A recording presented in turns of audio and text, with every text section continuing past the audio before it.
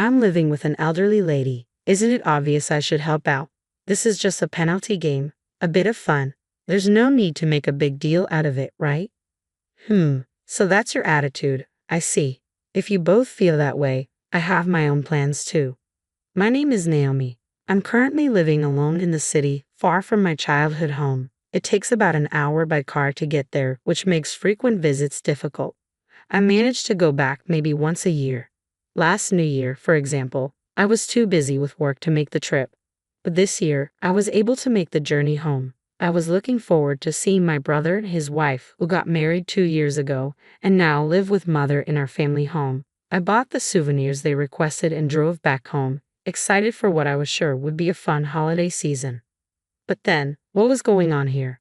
When I got home, something felt off. Even from outside, the atmosphere seemed stagnant. It was as dark as a house that had been abandoned for years. When I walked in, the air felt even heavier. I noticed that mother lacked her usual energy. She had always been such a cheerful and lively person. Looking at the three of them, it seemed that mother was doing all the cleaning and cooking. "Mother, are you okay? Can I help?" I asked. "It's all right, Naomi. You've come home after so long. You must be tired from the long drive," she replied, not letting me assist her. Yet she was doing strenuous housework like lifting heavy items.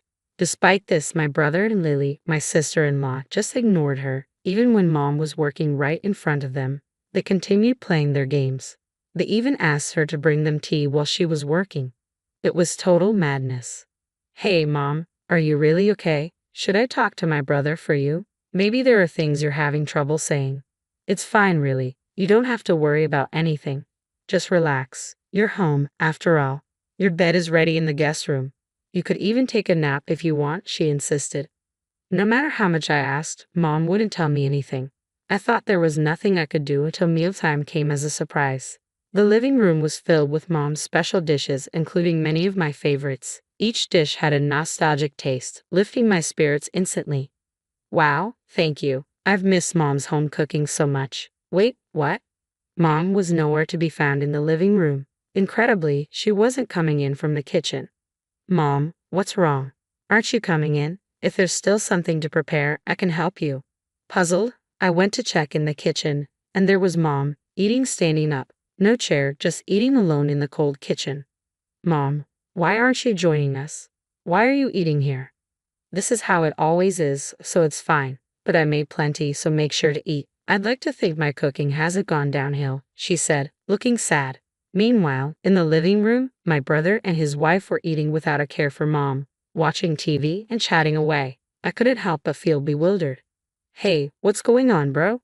Sister-in-law, why is Mom eating in the kitchen? Doesn't that strike you as strange?" "Well, Mom has her issues too. You wouldn't understand because you don't live with us," my brother replied nonchalantly. "Exactly," my sister-in-law added. "As you age, your knees start to hurt, and sitting can become painful. You probably wouldn't know unless you live with her. Sometimes it's easier for her to stand. Sitting can make it worse." They responded as if this were the most natural thing in the world. I found their attitude odd, but I couldn't find the words to object. Indeed, it's been 2 years since I last saw Mom. We haven't been in touch often, so there could be circumstances I'm not aware of. So, I backed off at that moment. But as I observed more closely over time, I realized something was off with Mom. To be precise, something was off between my brother, his wife, and Mom. They didn't try to engage Mom in conversation. They acted as if she wasn't there at all. It was as though only I could see her. Then again, my brother and his wife have only been married for 2 years. They've been living with Mom since their newlywed days, so they probably haven't had much alone time. Maybe they're still in that lovey-dovey honeymoon phase and want to stay absorbed in their own little world. That could be one way to look at it. And it's not like I, who isn't usually around, can dictate how often they should be conversing with Mom. With those unsettling thoughts swirling in my mind, I retired to bed that night. However, the real shock came later. In the middle of the night, I woke up needing to use the restroom, only to find Mom asleep in the chilly hallway by the front door. Despite being covered with several blankets, she was shivering noticeably in the cold. "Mom, what are you doing out here? Why are you sleeping in the hallway?" I exclaimed. "It's nothing new. Don't worry about me," she replied softly. "No way. I can't just leave you like this. Even though we don't live together normally, I can't ignore it. Despite the late hour, I insisted on taking Mom to the guest room where I was staying. Together, we sought warmth and comfort for the rest of the night. The next morning, I confronted my brother and his wife about what had happened without hesitation. You don't talk to Mom. She does all the housework. She's eating standing up in the kitchen. And why was she sleeping in the hallway? But instead of showing remorse, my brother just grinned. It was my sister-in-law who uttered something shocking. Well, it's because Mom is always causing trouble. It's her punishment, right? That's exactly what I'm saying. Punishment. What do you mean? When you accumulate too many nuisance points, there are consequences. At 5 points, meals are eaten in the kitchen. At 10 points, you handle all the chores yourself. At 20 points, you sleep in the hallway. Right now, our dear mother-in-law has racked up a whopping 200 points, so she only has to endure it a few more days. What does that even mean? Isn't that terrible? And what do you mean by nuisance? I fired my questions hastily. My sister-in-law responded in a casual tone. What counts as a nuisance? Well, like when the food doesn't taste to our liking. For us, working dual-income earners, that's the worst. It's really disappointing to come home after a long day, looking forward to a good meal, only to find it's not tasty. What? Just cook your own food then. Naomi, you don't understand. We're the ones working outside, right? Do you know how much of a hassle it is to cook? That's true, Naomi. My mother-in-law doesn't work, so the least she can do is cook. It's really inconvenient to have an unproductive person at home. Exactly. We're out there working, and she's just at home all day. Quite the life, isn't it? Brother, aren't you being a bit harsh? Mother raised us by herself after Dad passed away. She worked and managed all the housework. She took care of us. Isn't that just a parent's duty? Yeah, that's it. My brother and his wife burst into laughter. Seeing their reaction, I realized there was no use in arguing further. So, I calmly stated, I see how you perceive it. Understood. Then I will fulfill my duty as a daughter. With determination, I started packing Mother's belongings. Her possessions were noticeably fewer than when I last saw them 2 years ago, which saddened me deeply. Despite my emotions, I held back tears, completed the packing, and assisted Mother, who kept apologizing, into my car. My brother and his wife observed with smirks on their faces. Finally, they're taking the burden away from us. Score. This house is ours now, Kevin. Let's enjoy it from now on, my brother remarked gleefully. I ignored their celebration and drove off with Mother, heading home. A few days later, after the New Year's festivities had ended, it was back to work. Then, a frantic call from my brother came through. Hey, nothing's arrived. What's going on? Really?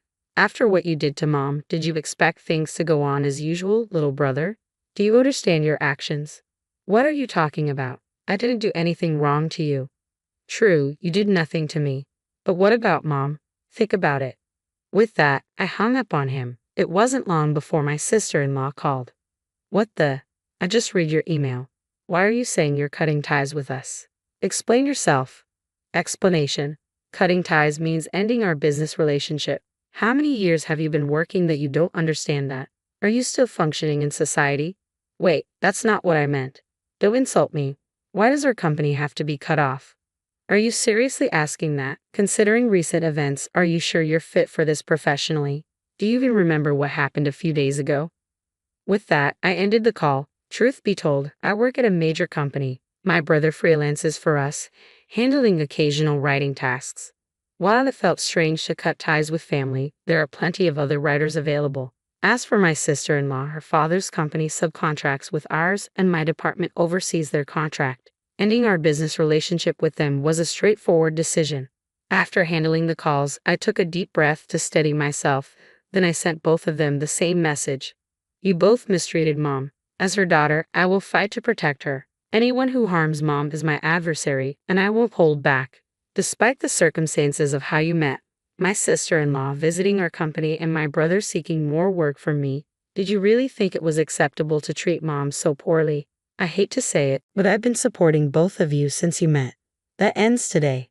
They both seemed to read the message promptly and replied hastily. I haven't forgotten. I treated you better than any brother would treat his sister. I even prepared the guest room nicely for the New Year's celebration. I couldn't leave that to Mom. I also had Mom-in-law make your favorite dishes. Naomi, are you going to forget that kindness? After reading their messages, I replied, you couldn't leave it to mom. You had to take charge. How dare you disrespect the woman who raised me with such love?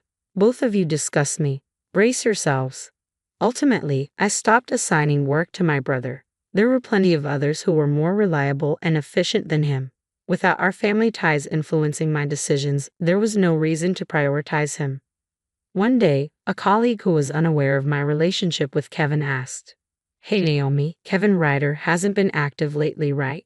Is he not taking on our work anymore? Yeah, he told me he's not interested in our projects anymore and asked me to stop sending them his way. So I guess we can just let him be. Well, that's odd. He doesn't seem to have any notable skills, yet he's straightforward. I wonder how he'll manage without our projects. I see what you mean. He was a bit of an odd character, wasn't he? Exactly. He misses deadlines, acts entitled, and he's overly aggressive in price negotiations. If we don't have to work with him anymore, it's a relief. That's how my brother appears from an outsider's perspective. When I stopped assigning him work, he mentioned that 90% of his income came from our company, so he must be in a tough spot now. With his attitude and skill level, finding new work won't be easy for him. Well, let him struggle. It's of no concern to me. It seems his wife, my sister-in-law, received a serious reprimand from her father after he learned about her treatment of mom. Her father contacted me in a panic. I will disown my daughter, so please, I beg of you, let's keep our relationship intact. If there are any other conditions, I will accept them. He's the president of a company we subcontract with. I couldn't ignore his plea after hearing that. So, I laid down a condition. In that case, I want your daughter and my brother to vacate our house immediately, and she must sincerely apologize to mother. Additionally, she needs to provide suitable compensation in the divorce settlement. The president promptly conveyed this to my sister-in-law, but she seemed resistant. Why should I apologize? Living with that old woman is stressful enough. Dad, you need to assert yourself more. You're being pathetic. Given this attitude, I decided not to renew the contract. While I felt sympathy for the president, it felt like karma. Since my brother and his daughter-in-law got married, he had been providing unrealistic estimates. He was tough in negotiations but struggled with deadlines and communication. If he hadn't been family, I would have ended the business relationship much earlier. Moreover, he raised such a daughter-in-law. There was no reason for me to go out of my way to assist him. As a result, my brother and his wife found themselves in a tight spot. According to local acquaintances, they appeared to have moved out of their home at some point. The house originally belonged to our parents, my brother, and me, and it was spacious enough for 4 people or just the 2 of them. Utility bills must have been a burden. According to reports from friends, they were seen in an apartment without basic amenities like a bathroom or toilet. It seemed they were facing significant challenges without steady employment, but that was no longer my concern. Even if they were to suddenly apologize, I had no intention of forgiving them whatsoever. On the other hand, in stark contrast to them, Mom has been steadily regaining her energy. She sleeps in a comfortable bed at my place and enjoys her meals in a cozy environment. She no longer strains herself with household chores and can relax on her days off. After months of this new routine, she's returned to her vibrant self. I was mistaken before. I convinced myself that your brother and his wife were right. I thought I had to comply because I wasn't good enough. Naomi, thank you for rescuing me. No, I should apologize for not realizing it sooner. I'm sorry for letting you suffer, Mom. From now on, please inform me immediately if anything happens. We'll make up for the past by living happily. Lately, Mom has started making friends in the neighborhood. She finds the unfamiliar city exhilarating and loves exploring it. Seeing Mom happy like this brings me immense joy. Moving forward, I'm committed to showing my gratitude to the woman who raised me. That's the firm resolution I've made.